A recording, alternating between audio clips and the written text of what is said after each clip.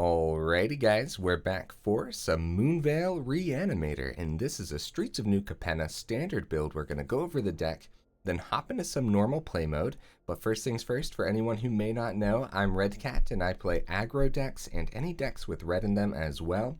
So I hope that sounds fun to you guys. Okay, so there is a ton of stuff to go over in the deck, so you guys are going to have to bear with me here. This is a tough one. It really is. I think it's going to be a tough one to play. It was a tough one to put together, and it's going to be a tough one to talk about. So hopefully I do well for you guys.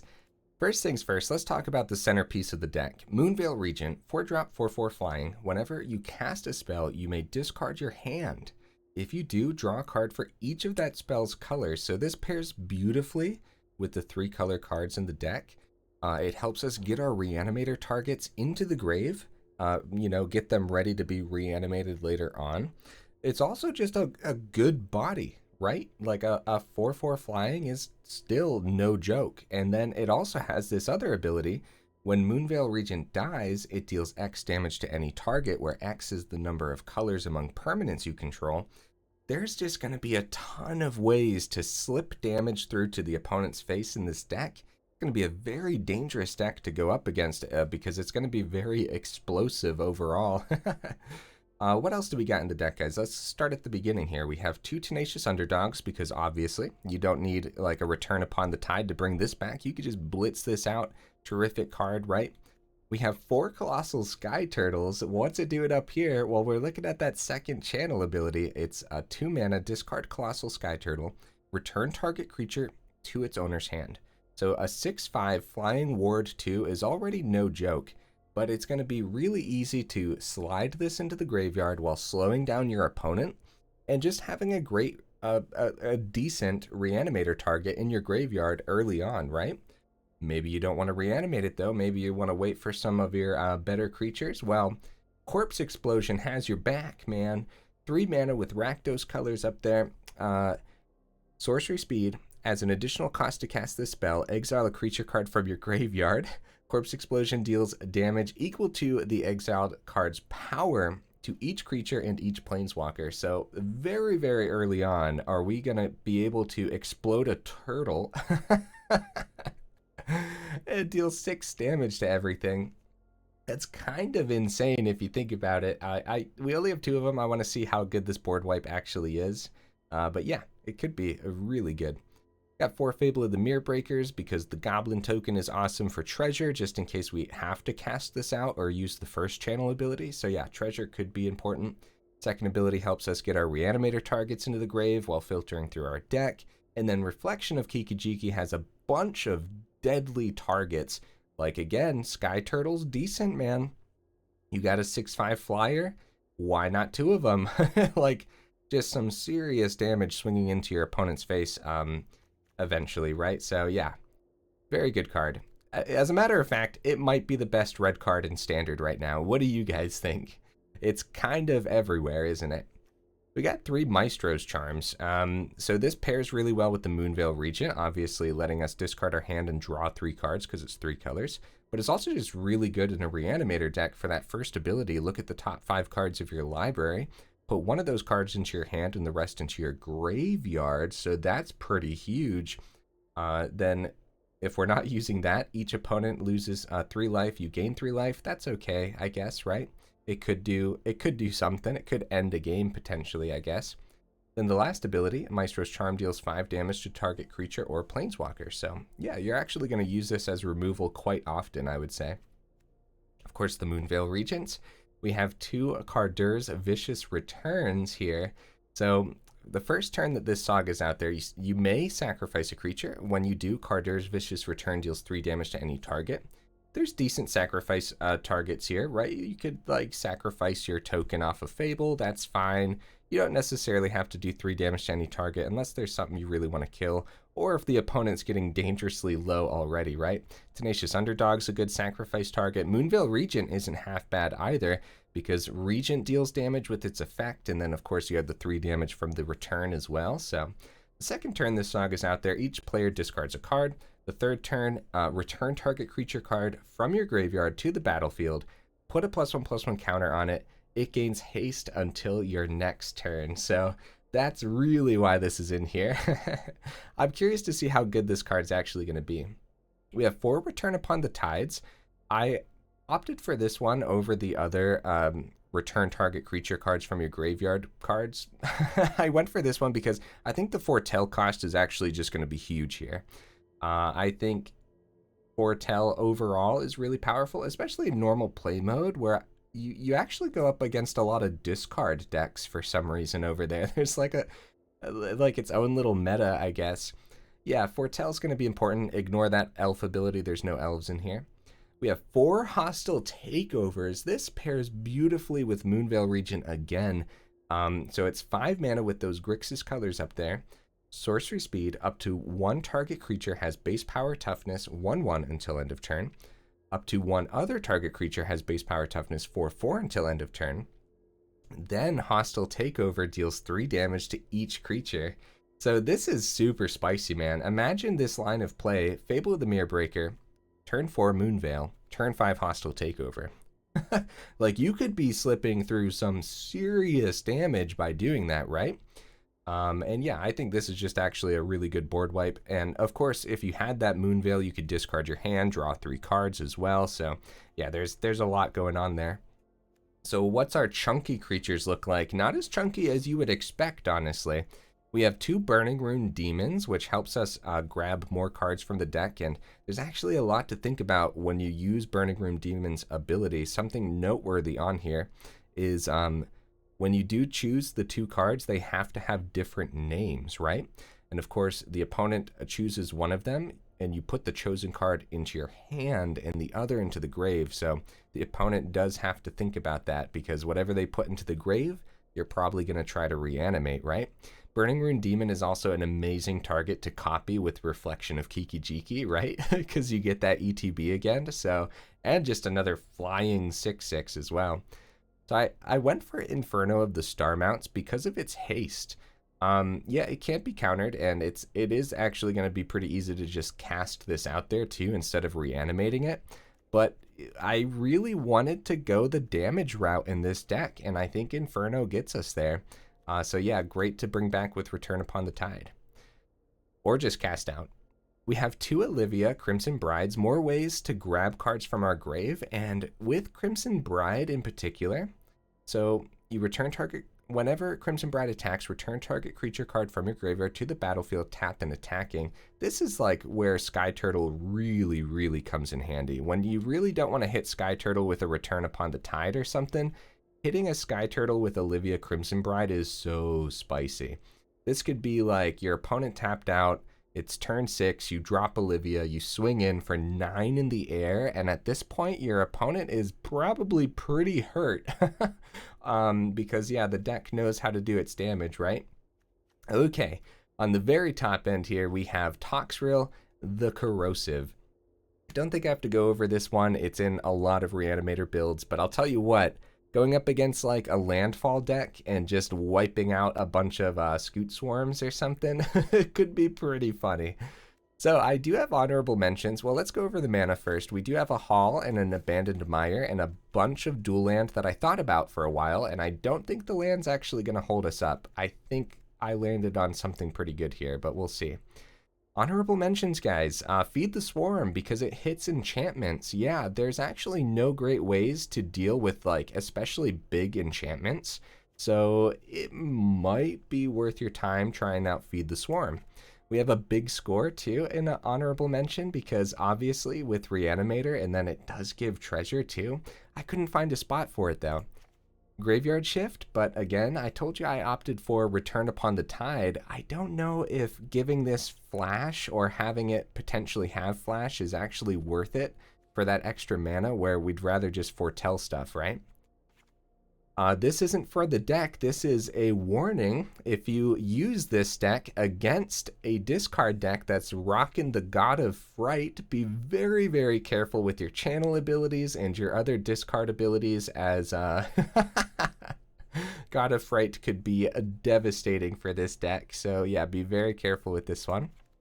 So Jin and Lord Xander could be great Reanimator targets. Jhin actually has a little bit of anti-synergy in the deck with Hostile Takeover. Whenever you cast an artifact, instant, or sorcery, copy that spell. There's no option. It doesn't say you may copy that spell. So Hostile Takeover would actually happen twice, dealing 6 damage to everything, effectively killing everything that you own too, including Jhin. So that's something to think about. That's why Jin's not in here.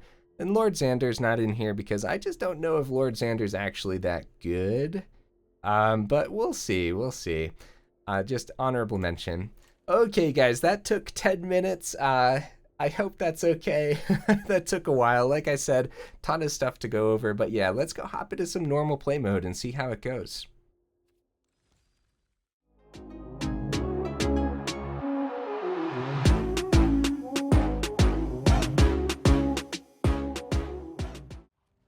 Bro, I'm telling you, these menus are lagging. I'm telling you. Oh, right into the first match. You know, 11 minutes later. Yeah, a lot of you guys have been telling me that you've been enjoying the more in-depth intros, so that's good. That's good. I mean, this one must have been more in-depth if it took me that long. I hope I went over the deck well enough, honestly. Oh, there's 25 land in here too, by the way. Yeah, you wouldn't know, would ya? Oh, man. I'm gonna keep this. Let's test it. I hope I don't get... Oh, okay, good. We did draw that land. Okay, I was gonna say, I hope I don't get really punished right away for that. Probably play this one out on black and this one out on red for our Fable. Okay. Okay. Yeah, so we can play this one out on black and foretell our return.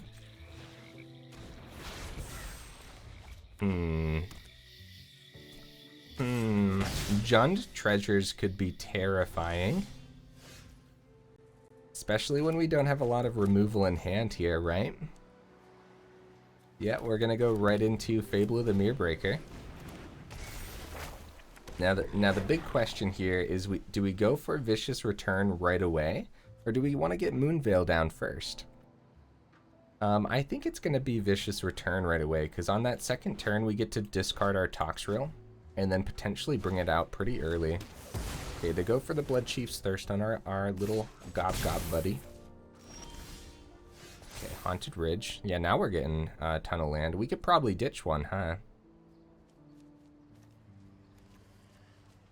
I don't want to get Toxrill in the grave now because I don't want them to have any kind of exile abilities, which is very, very possible. We'll ditch you. And that's it for now. I'm actually going to keep the other land. Ooh, another return. Nice. That's really good. Yeah, because we get that discard off of the Vicious Return, I didn't want to get Toxrill because there is that one werewolf that whenever, I think it's an ETB. I know it's whenever it attacks, it gets to exile something from the grave. Binding, nice. They're gonna hit the Fable or the return there. Okay. Okay, so that I was not expecting, gotta be real with you, but that's okay. We do have, play this out on black. And we're gonna go for Moonveil Regent this turn. Alright, now we do gotta get that Toxrill into the grave. Since they binding the old gods are Vicious Return, that's actually really bad, isn't it? And then 3 returns. I'm not complaining though, these could really come in handy. Like, there's a lot we can draw. Each player sacrifices a creature or planeswalker. I'm okay ditching the Moonveil Regent because I think we'll just return it. What do you guys think? That's a tough decision, but like with our current hand and whatnot, like just casting one of these Return Upon the Tides, I think that totally works. Hostile Takeover, nice. Okay. So something cool here is we can actually use this return, then copy the Moonveil and swing in the air for some extra damage. Sure. That sounds pretty cool. Because whenever the Moonveil gets sacrificed, we do an extra bit of damage as well. So getting the opponent down to 14 isn't bad. I like it. And then Hostile Takeover. If they end up playing a bunch of creatures here, we could make our reflection a 4/4. Oh my goodness. Oh no. Oh, that is so bad. Oh crap, we have to like win. Okay. So they get their 3/3. Okay. So I really suffered for not discarding that Toxrill earlier, huh? We really did. So Hostile Takeover. So unfortunately, this turn is a little bit janky, as we're gonna let a lot happen here. Okay. Play this out on red. Yeah. So it's worthwhile trying to swing in the air here, because I don't think we die next turn. They can tap down our main Moonveil, but we're still going to try to slide that. Yep, they can tap this down.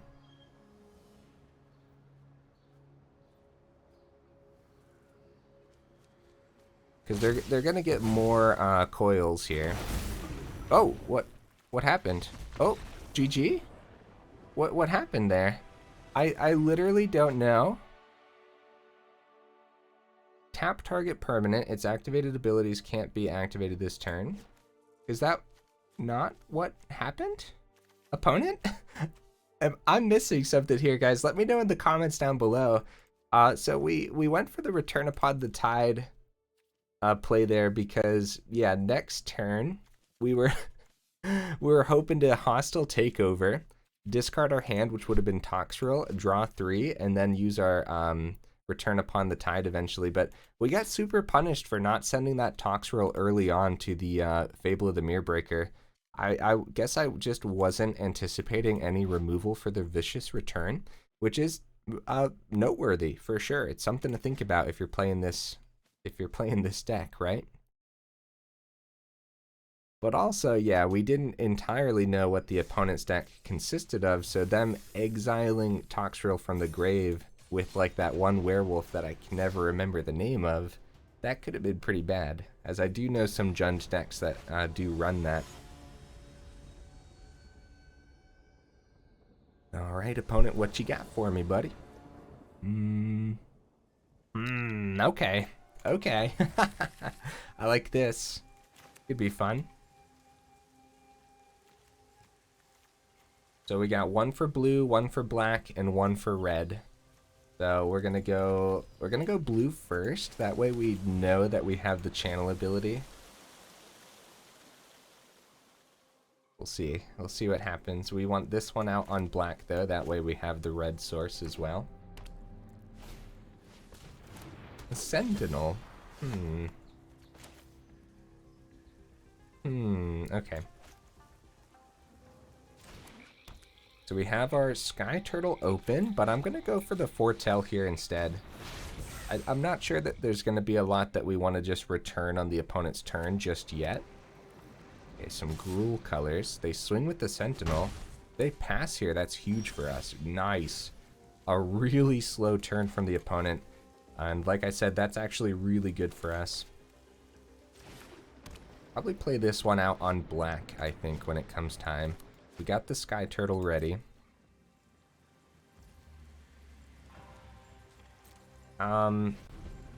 So yeah, Vicious Return's going to be a pretty slow play where we don't have anything to sacrifice or anything like that, so... Okay. Let's see if they tap everything down for another 2-drop here or a 3-drop, and then we can return the 3-drop to their hand. Just a swing with the Sentinel. Okay, I think that's just fine. We just let this happen. Because we want to keep Skyturtle to slow down the opponent, but the opponent is already going at a snail's pace, luckily for us. Wait, is this the same deck? Wait a minute. Just took a second to register. I think we're up against like a very similar deck here. Yeah, hopefully we actually get the discard on the Toxrill this turn. Or this time.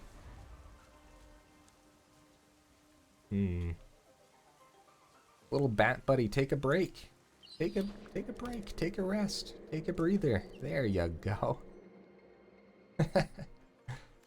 Yeah, another Jund build. Wow. Oh, Goldspan. Goldspan is a very, very bad card here. Okay, so...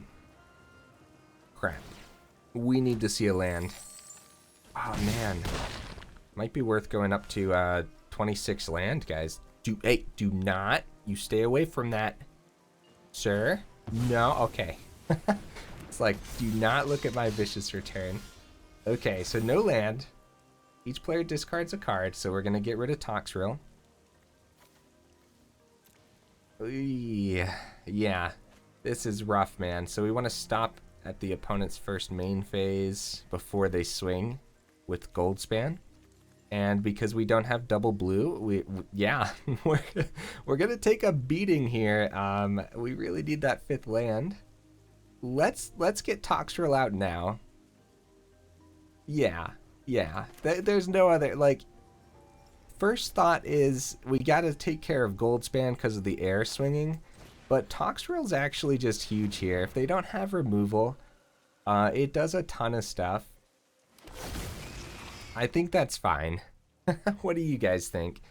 The main reason, like, another reason is now Vicious Return has nothing unless they kill the Toxrill, and if they do kill the Toxrill, we're most likely just dead next turn with 11 damage.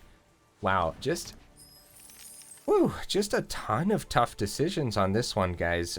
It would have been an easy decision had we had the 5th mana for the Hostile Takeover, though. That would have just wiped the board.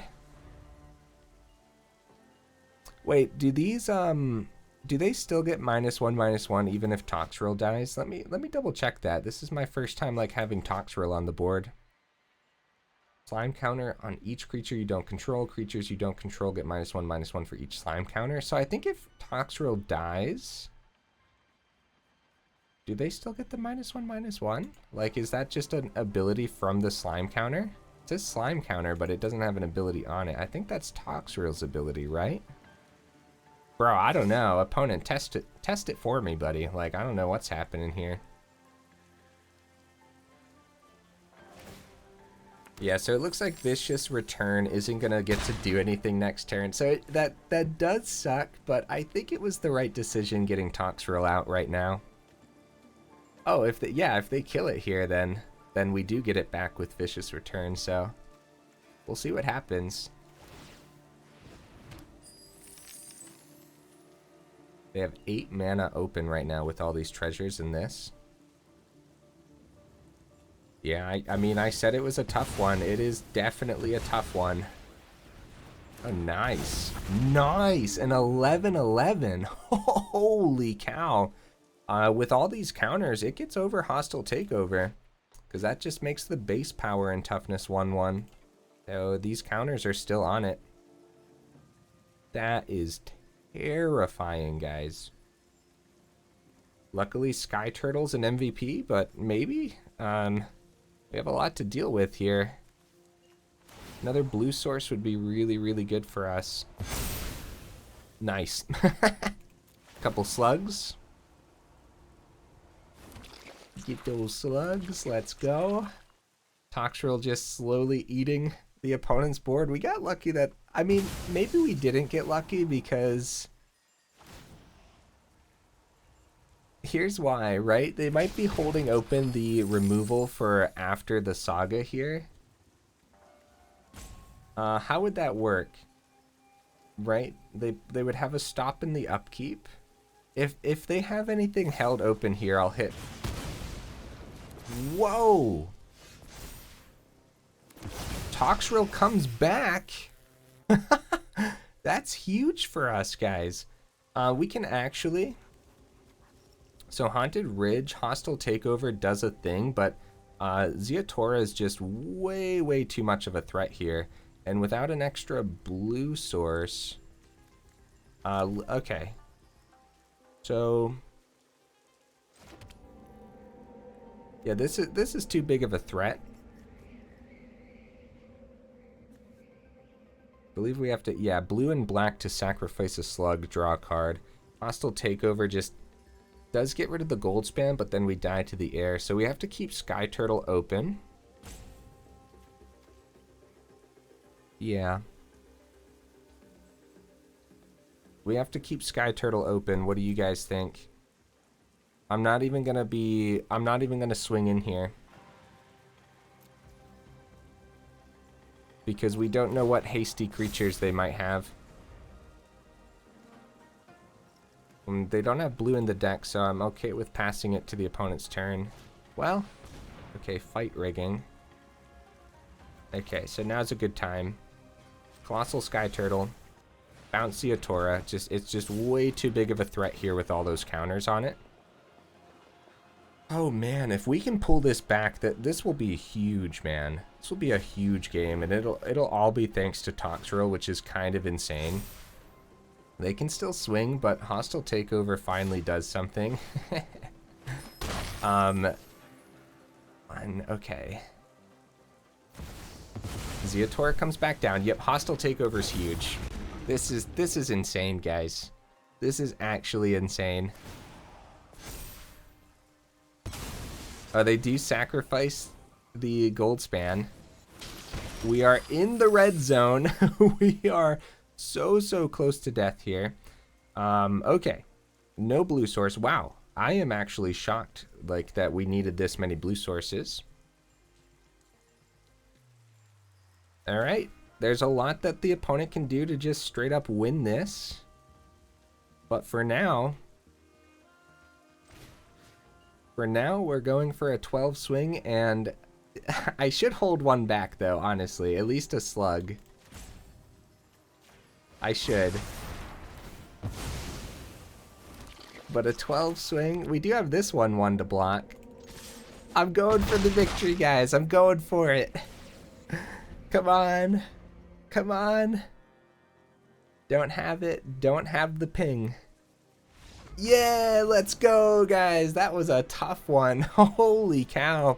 Something to note from this battle for sure. Yeah, the blue sources. That, I can't tell if that was unlucky or if I didn't do the mana base well enough. We'll find out.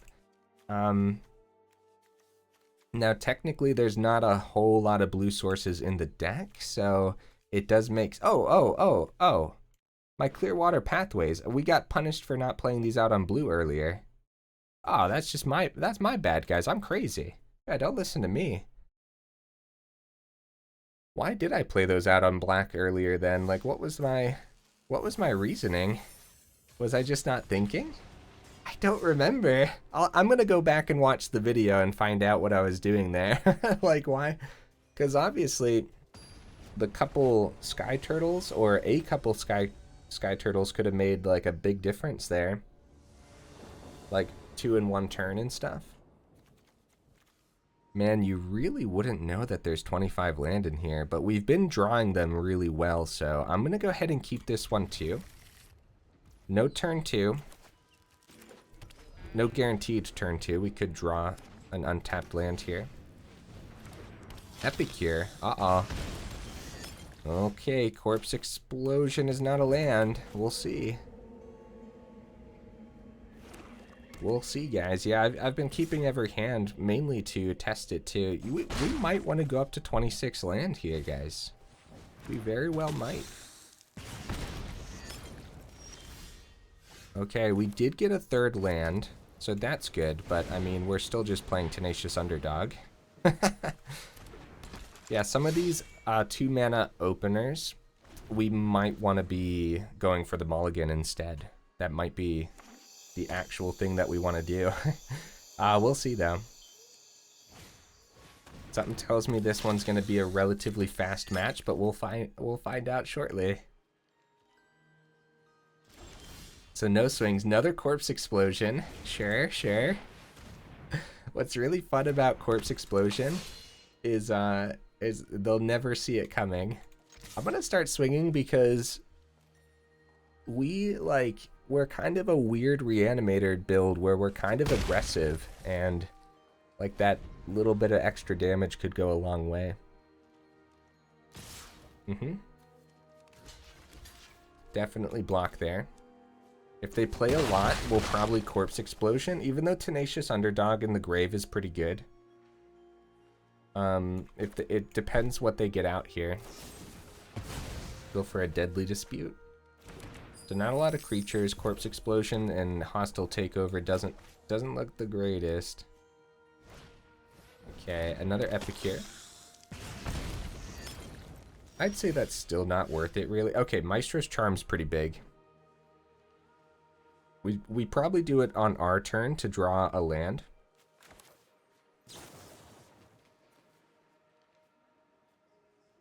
Gaining 3 could be good too, but yeah, no, we want our land. Yeah, we might want 26 in here, guys. Oh, look at that. Wow. Wow. Okay. Dang.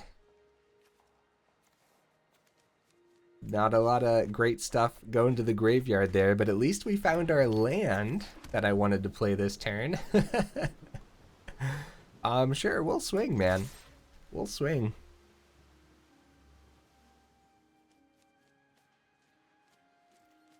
They're gonna use a blood token? Okay, they end up chump blocking here. Yeah, with all of their creatures just dying, our board wipes aren't looking the greatest. And we got 3 of them in hand.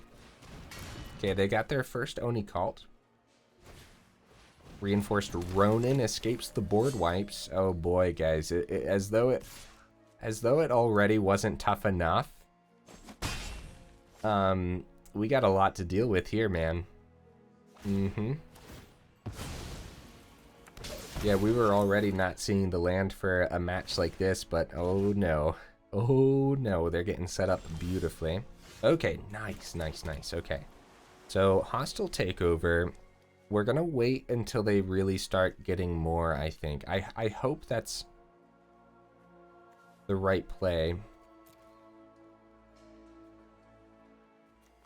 And instead, I'm gonna save the Tenacious Underdog as a blocker for Reinforced Ronin. No. Well, I want to play around Voltage Surge really bad, but either way, a Surge hits the Moonveil. So, I mean, a swing, a double block here is pretty good for us. Okay, they go ahead and chump with the Epicure. Yeah, I mean, whatever it takes, I guess, to remove their creatures, I guess I'm okay with that. So Voltage Surge would be really, really bad for us. Especially... Okay, I'm gonna try it. I have to, guys. I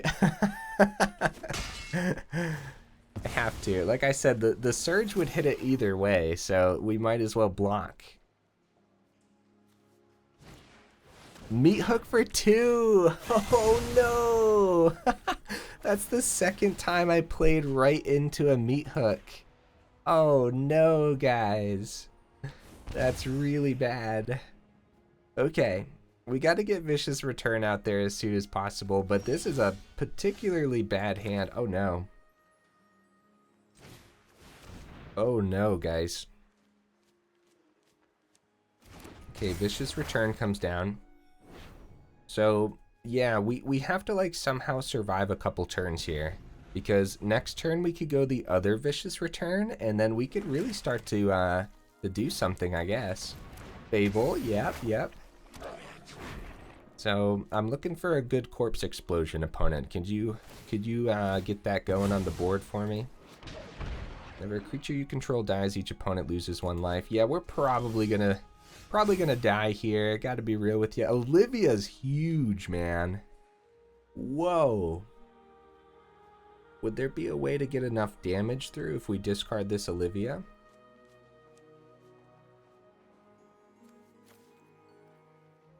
No, I'm gonna see if we can just find 1 more mana next turn and potentially cast the Olivia out, right? What do you guys think? Do you guys think that's a good play? We're at 8. If we kill these two, we go down to 6, but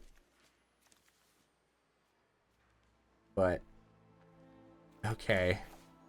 Hear me out. We're gonna try to outrace the opponent. This is an uphill battle for sure.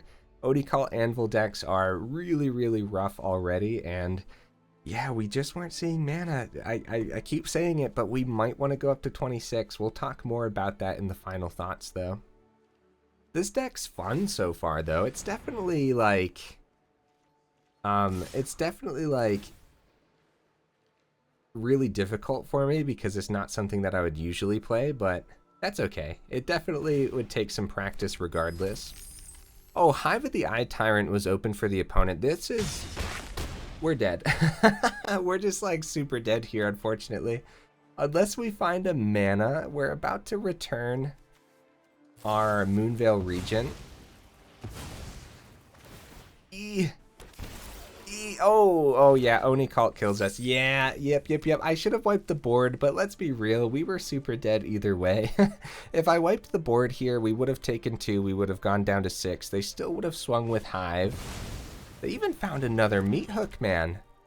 Wow, yeah, GG opponent. Oh, how could I have played that better? Early mulligan. Yeah. Yeah, definitely. I don't think that was a keepable hand, unfortunately. All right, let's go one more match and see if we can end it on a victory, shall we? And hopefully it's a fast match too, because we're already 36 minutes in, because I went ahead and rambled about the deck explanation, right? Howdy, opponent. What you got for me today? Nice. I saw 3 land. We got to keep it. That's the end of the story, guys. We can't be held up on mana at all. Oh no. Oh no, opponent, don't do that. Don't do that, buddy.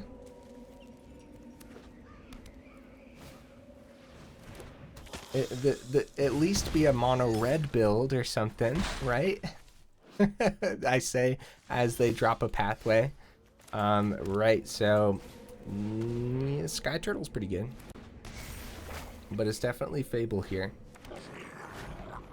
Definitely. Because we probably discard Burning-Rune and the Skyturtle. Because we don't really want to bounce the Epicure back. Whoa! New card. Okay. So, Corpse Explosion is pretty good, actually. Pretty good.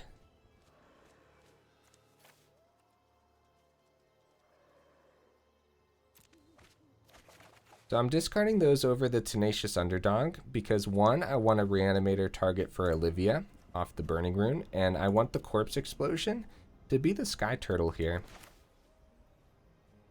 That being said, we're still going to swing here to get the treasure. That's 5, right?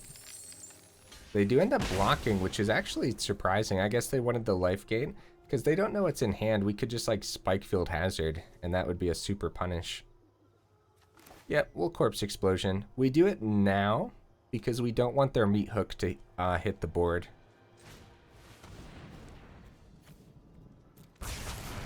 Right, we don't want them to get value off the meat hook. And I'm not going to play Tenacious Underdog because I want Olivia next turn. Something tells me they're going to use all their mana here. Oh, getaway car! Hey! This is awesome. Let's go. Fable of the Mirror Breaker. We're gonna go Haunted Ridge. Olivia. Auto pay. Swing with Olivia. Burning-Rune Demon. What do we want to grab here? Toxrill for sure, right? Oh, GG opponent. Hey, it was a fast one, and this might have been my getaway vampire build, but I didn't play Sanguine Spy. That's actually brilliant. I love that opponent. Sanguine Spy's actually really spicy. Menace, lifelink 2/3. Already great stats for a 3-drop because Menace is way more important than people think half the time, right? And lifelink too, honestly. Tap 1, sacrifice another creature. Look at the top card of your library. You may put that card into your graveyard. At the beginning of your end step, if there are 5 or more mana values among cards in your graveyard, you may pay 2 if you do draw a card. So a decent way to draw some cards and potentially gain some life back too. Yeah, I like it. Okay, leave match. That was sweet. That was sweet. Oh man, like our reanimation deck actually did reanimating, so that was really nice, right? Let's go over the deck one more time here. Don't worry, it'll be brief, right? Skyturtle was actually pretty cool, right? I would have liked to see more blue sources, but I'm pretty sure it was my fault for playing the Murkwater Pathway instead of the Clearwater Pathway. So I don't think it was the mana base. I think that was just straight up my fault. Needs more practice in the deck for sure. Corpse Explosion was actually pretty decent. Hostile Takeover was pretty good too, but I think you could get away with only 3 of them. I think you could drop this to 3 and find room for something else that you love. Toxrill was kind of an MVP. Now it is legendary, but hear me out. You might still want 2 of them. There's tons of mid-range decks floating about, and Toxrill just slowly like corrodes their board, if that's the correct word that I'm looking for, right? But yeah, this was a fun one. Very difficult for me to play, so I apologize if I didn't play it optimally, but Vicious Return actually wasn't bad, but overall, it's a pretty slow card. Honestly, I would drop a Vicious Return and a Hostile Takeover, and you have 2 spots open. With those 2 spots, maybe go up to 26 land, right? Because I kept having issues with 25. Like, we really, really wanted to see our 3rd land, our 4th land, and our 5th land. So 26 land could be pretty good. And then find another card, maybe even like the cards that double for land, but can be played as something else too. Those could be really good, right? Spikefield Hazard or the Shatterskull Smashing. Yeah, actually, Shatterskull would be pretty good in here too, probably, as emergency removal. Then again, you don't need a lot of red sources early on in the game here. No, I guess it's fine because, yeah, you could play it out tapped and have it ready for like a Fable on turn 3 or something. Either way, guys, hey, if you made it this far into the video, y'all are champions, and I super duper appreciate you, and I will see you in the next video.